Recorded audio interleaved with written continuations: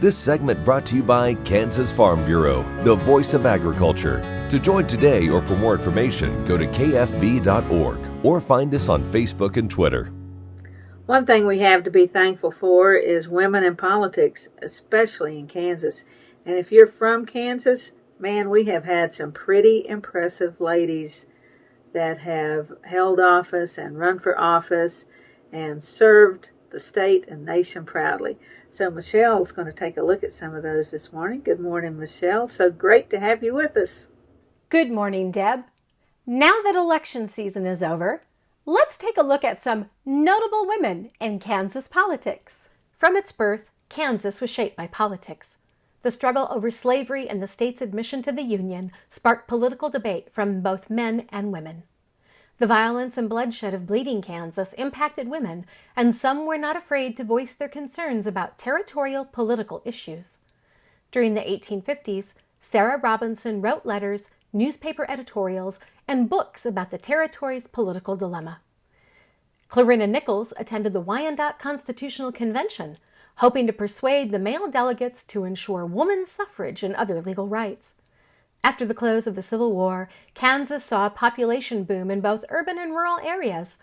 In the tiny hamlet of Argonia, Susana Medora Salter became the nation's first woman mayor in 1887.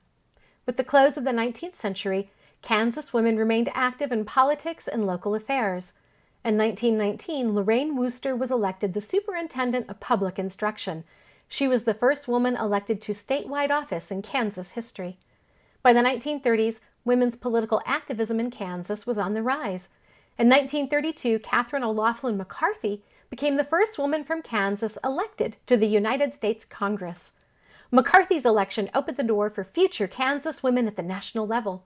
In 1978, Nancy Landon Kassenbaum was the first woman from Kansas elected to the United States Senate.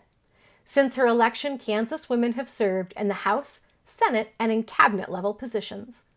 At home in the Sunflower State, Joan Finney became the state's first woman governor when she was elected to office in 1990 after serving as state treasurer, also a first for a woman.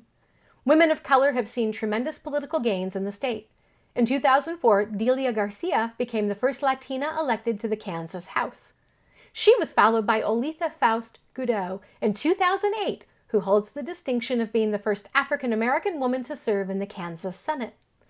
Ponca Wee Victors broke yet another barrier for women when she became the first Native American woman elected to serve in the Kansas legislature in 2011.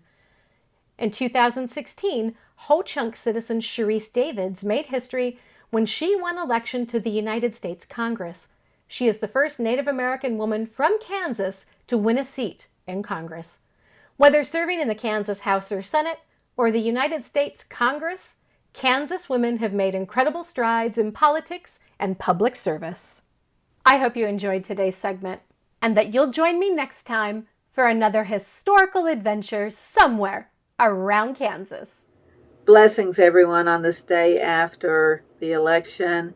And remember, this is the month of gratitude, so think about all the things you have to be grateful for. Share some of those with us on Facebook or just drop us a line. I'm Deb Goodrich. I'll see you somewhere around Kansas. Closed captioning brought to you by Ag Promo Source. Together we grow. Learn more at agpromosource.com.